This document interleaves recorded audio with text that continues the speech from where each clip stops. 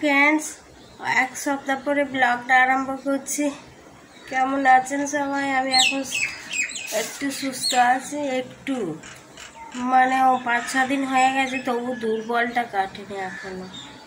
দুর্বল লাগছে, শরীর খুবই দুর্বল লাগছে। এমন ফিভার হয়েছিল বাপরে, এটা ভাইরালি ফিভার, করোনা নয়। করোনার মতোই কতটা, গলাটা ব্যথা করছিল, তারপরে জ্বর ছাড়ছে না, তারপরে আরও কোনো কিছু খাবারের মানে গন্ধ পাচ্ছি না, সর্দির জন্যে না জ্বরের জন্য। এতদিন জ্বর হয়েছে তো ওই জন্য বলছে এটা ভাইরাল ফিভার। আবার ওষুধ আমি খাচ্ছিলাম, ওষুধ খেতে পারি না তো, তারপর আবার খেতেই হলো ওষুধ, না হলে কমছে না। ধীরে ধীরে শরীরটা একটু ঠিক হচ্ছে, তা খুবই দুর্বল লাগছে। আবার এই স্কুল যাবে, আবার খাবার বানাতে হবে, ওই জন্য সকাল সকালেই উঠতে হয়েছে আমাকে। সকালেই উঠে গেছি, খাবার বানাবো, লুচি আর আজকে আলু ভাজা বানিয়ে দেবো, ওই জন্য সকালেই উঠেছি আজকে। শরীরটা ভাল লাগছে না, তবু উঠতে হচ্ছে। একদম খুবই উইক হয়ে গেছে, দুর্বল হয়ে গেছে একদম।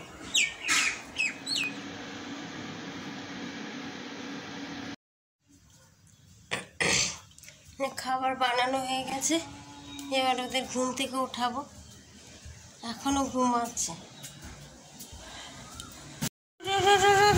স্কুল যাবি, উঠে পড়। হাই বাবা, আমার খাবার বানানো হয়ে গেল। তোর বাবাও নাক ডেকে ঘুমাচ্ছে।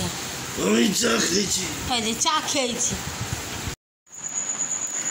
নিচে এসে আবার ঘুমাচ্ছে। উঠে পড়, মানে ব্রাশ নে, ব্রাশ। ওঠ ওঠ ওঠ ওঠ।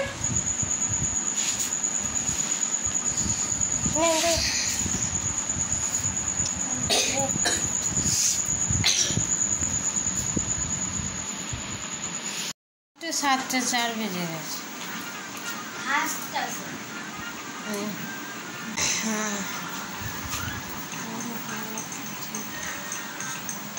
স্কুল যাচ্ছি।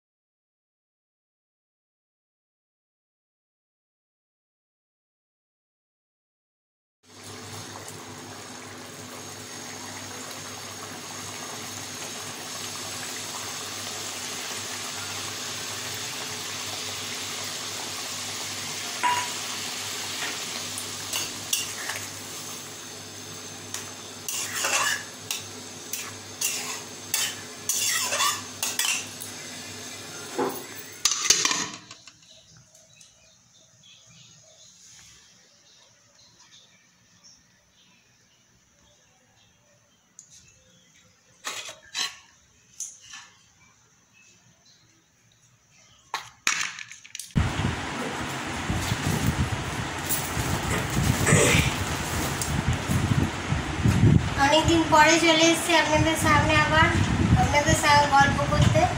রান্না বান্না করলাম, কি কি রান্না করলাম দেখালাম। আজকে ইলিশ মাছ এনেছে, বাবু বলছে ইলিশ মাছ খাবো, আমিও বলছি ইলিশ মাছ খাবো। ইলিশ মাছ আর মাছের ডিম খেতে ইচ্ছা করছিল অনেকদিন ধরে, তো মাছের ডিম এনেছে। হাঁপিয়ে যাচ্ছে একটু, শরীরটা খুব দুর্বল হয়ে গেছে। এক সপ্তাহ ধরে এখনও দুর্বল কাটেনি। বাইরের ফিভারটা করোনার মতনই, করোনা নয় তবে করোনার মতনই কতটা। প্রথমে গলাটা কেমন হচ্ছিল, ব্যথা করছিল, তারপরে হঠাৎ করে শরীরটা দুর্বল দুর্বল লাগছে, তারপর জ্বর জ্বর লাগছে। গলাটা দুদিন তো আমি সারাদিন চা খেয়েছি, গরম জলও তো খেতে পারি না, একটু খেলে ঘেমে যায় আর শরীরটা কেমন করে। দুদিন চা খেয়েছি, 4-5বার করে আদা দিয়ে চা করে রেখেছিলাম, তারপর আস্তে আস্তে গলাটা চলে গেছে। কিন্তু বাইরে থেকে জ্বর নেই, কিন্তু ভেতর থেকেই জ্বর এমন আসছে, কি বলবো, কাঁপুনি এসে দেয় না, শরীরটা কেমন একটা দুর্বল লাগছে। আর কেমন লাগছে শরীরটা এখনও পর্যন্ত দুর্বল। এই যে কাজ করে এসেছি, তো কাজ করতেই হচ্ছে আমাদের, তো আর যারা ঘরের গৃহবধূ তাদের তো কাজ করতেই হবে। এই কাজ করে এসে শরীরটা কেমন হাঁপাচ্ছে আর ঘাম দিচ্ছে, একটু কাজ করলেই ঘাম দিচ্ছে। আর কি বলবো, শরীরটা এত অস্বস্তি হচ্ছে, দুর্বল হচ্ছে। খেতে পাচ্ছি ঠিক, ভাত মুড়ি বলো খেতে পাচ্ছি না, নেই মুখে রুচি আছে, খেতে পাচ্ছি, কিন্তু কোনো টেস্ট পাচ্ছি না। যে খাবারের একটা টেস্ট আছে, কোনো টেস্ট পাচ্ছি না। যে অন্য জ্বর হলে কেমন খেতে পারি না, তো অন্যরকম জ্বর হলে, আর এই জ্বরটা হয়েছে আবার খেতে পাচ্ছি, কিন্তু কোনো টেস্ট পাচ্ছি না, আর কোনো গন্ধ পাচ্ছি না। সর্দির জন্য নাকি আমি বলছি করোনা, নাকি আমার হাজব্যান্ডকে ভয় লাগছে। করোনা হলে শুনেছি কোনো গন্ধ পাবে না, তারপর গলার মধ্যে ইরিটেশন হবে, এসব হবে। ওরা স্কুলে গেছে, আসার টাইম হয়ে গেছে, ইরিটেশন হবে, তারপর শ্বাস নিতে কষ্ট হবে। আমার শ্বাস নিতে কষ্ট হয়নি, একটু বুকটা চাপ চাপ লাগছে সর্দি কফের জন্য, একটু ওই সময় কফও হয়, ঠান্ডাও লেগে গেছে। ঠান্ডা তো লাগবেই, সব এই অবস্থায় যদি জল মাখতে হয় সারাদিন 3 বা 4 বার করে, বাসন ধোয়া, রান্নাঘর পরিষ্কার করা, কাজ করা, এসব রান্না করলেই তো রান্নাঘর পরিষ্কার করতে হবে। আর সবসময় জলে জলে আমাদের কাজ, আমাদের বউদের। আগে দেখতাম মারা কত কষ্ট করতো, এখন দেখি নিজেরাই বুঝছি। যে আগে বুঝতাম না যে মারা, আমি ভাবতাম মারা শরীর খারাপ হয়েছে কাজ করছে কেন, না কাজ করলে হবে না।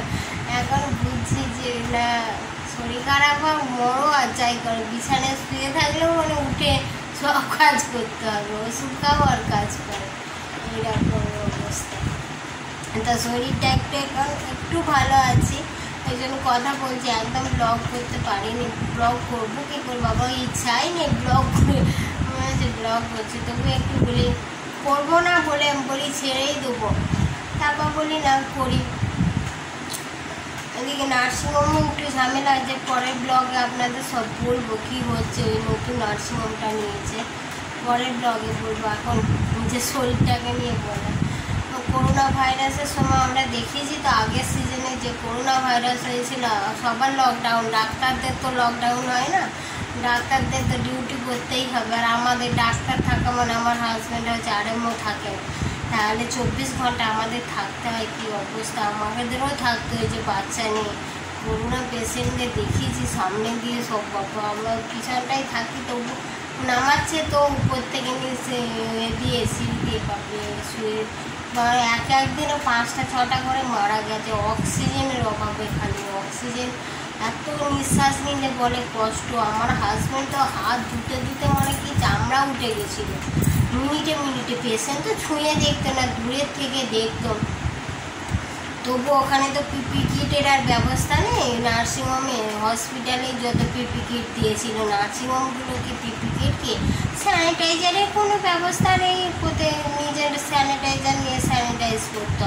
নার্সিংহোমগুলো এমন ব্যবসা, সব ব্যবসা হয়ে গেছে, নিজেদের টাকা ইনকাম চায়। যত করোনা পেশেন্ট আসছে নিয়ে নিচ্ছে, নিতে বারণ করছে তবু নিয়ে নিচ্ছে।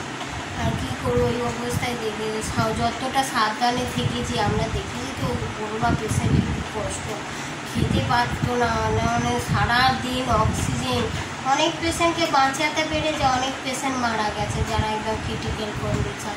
দেখছে ভালো, হঠাৎ করে মারা যাচ্ছে করোনা পেশেন্ট এমন। ওই জন্য খুব ভয় লাগছিল, বলে আমারও করোনা হয়ে গেল।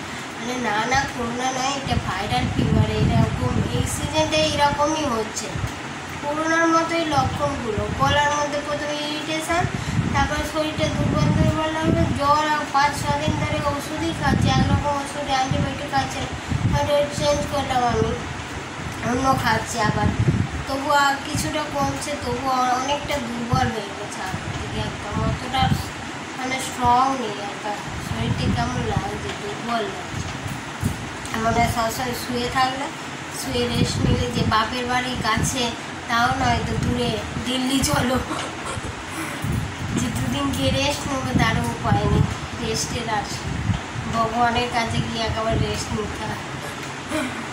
বলবো না বাবা, এরকম দুটো ছোটো ছোটো ছেলে মেয়ে আছে, কে মানুষ, কেউ মা না থাকলে কত কষ্ট। সে যাদের মা নেই তারাই বুঝছে, তাই না? ছেলে মেয়েগুলো বড় ভয় লাগে। করোনা পেশেন্ট এই সময়, ওই সময় পেশেন্টগুলোর প্রচুর, বাপরে আমাদের তো ভয়ে আমরা 15 দিন মতো করোনা পেয়েতে হসপিটাল থেকে, নার্সিংহোম থেকে চলে গেছিলাম, ভয়ে কাজেই যায়নি। তারপর আবার ফোন করছে, তারপর আবার গেল, তবুও এরকম ওই পেশেন্টগুলোই ভর্তি হচ্ছিল। তারপর ধীরে ধীরে তারপর ইঞ্জেকশান দিতে করতে, তারপরে তো কমলো, নাহলে তো করোনা পেশেন্ট ভর্তিই হচ্ছিল 1-2 করে। আমার হাজব্যান্ড কোনো পেশেন্টকে মানে ছুঁয়ে দেখতে নি, মালিকটা মানে ছুঁয়ে দেখুন কিছু হবে না। ওরা তো মাস্ক ছাড়াই ঘুরছিল, এমন অবস্থা ওদের। মানে কি বলবো, মানে পাঞ্জার খুব জোর আছে।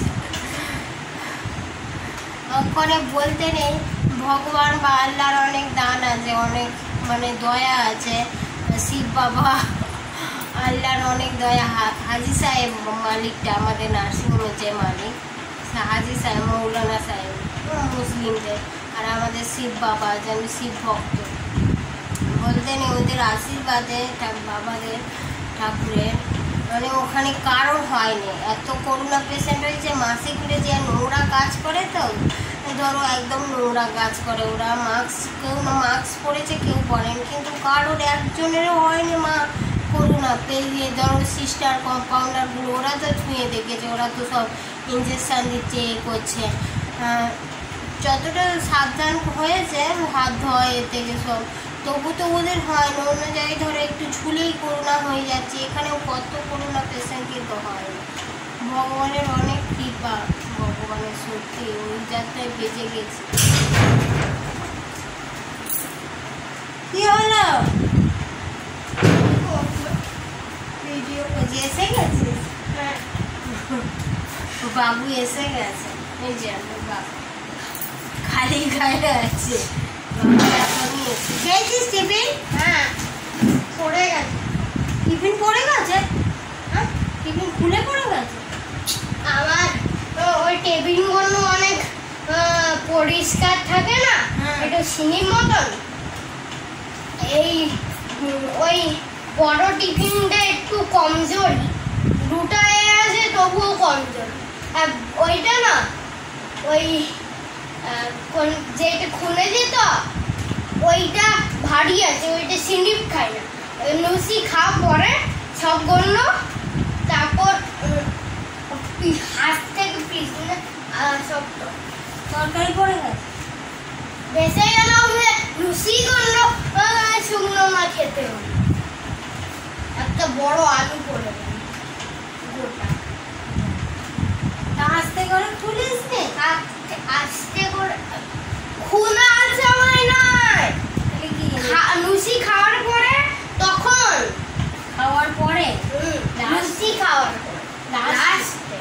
তাহলে আলু পড়লো কি করে? আলু ছিল, হ্যাঁ, অল্প আধা খেয়েছি ওর, আর আধা লুচিগুলো সব খেয়েছিস? বলছি খাবো না, খিদে পাবো না। তুমি আলু বলবে না তো, একাই খেয়েছি, বন্ধু খেতিস? ও আমার পাশে বসে ম্যাম বসে বসতে নেই মামাকে বসতে দেয়নি কেন? ম্যাম বসতে দিল না আরে দিদি গিফট দিয়েছিস? হ্যাঁ ব্যাগে ঢুকাই দিয়েছিস? ওইটাই ওই পেনটাই না কেন এটা দিস আর কে কে দিয়েছে? আরো অনেক কেউ দেয় যখন হ্যাপি বার্থডে হচ্ছে না তখন আমার বন্ধু বলছে যে আমি গিফট নিয়ে এসেছি বলছি যে গিফট নিয়ে আসবি হ্যাঁ একজন বলছি আমি গিফট নিয়ে এসেছি বলছে গিফট নিয়ে আসবি আবার মন্দির তো হ্যাঁ মন্দির ম্যামের চুল ওদের স্কুলে একটা ম্যামের বার্থডে ছিল, এ ম্যাম বিউটি ম্যাম বলে আমাকে খুব ভালোবাসে, মা একটা গিফট কিনে দিবে তো। তাই ওই পেন ছিল একটা ভালো পেন, দামি পেন, বাবা পায় তো তার দোকান বাজার যাওয়া হয় না, ভালো দামি বাক্সের মধ্যে খামের মধ্যে ভালো। বলছে যে রাজবি বলছি যে আমি দামি একটা মোবাইল ঘড়ি কিনে কিন্তু দেয়নি মিথ্যা কথা বলছে বুঝতে পারি বন্ধু একটা বলছে দামি মোবাইল ঘড়ি কিনে বললাম ঠিক আছে। আজকে এই পর্যন্তই রাখছি ভিডিওটা। এখন ভালো আছে, আপনারা কেমন আছেন সবাই কমেন্ট করে জানাবেন। ভালো থাকবেন সবাই, ভালো থাকবেন সবাই, সুস্থ থাকবেন। আর এখন একটু সাবধানে থাকবেন সবাই, সাবধানে থাকলে যখন হবে যা ভাইরাল ফিভার তো বোঝাই যাবে না। ঠিক আছে, বাই এভরিওয়ান, আজকে রাখছি। কমেন্ট করবেন অবশ্যই, যারা সাবস্ক্রাইব করেননি আমাকে একটু সাবস্ক্রাইব করে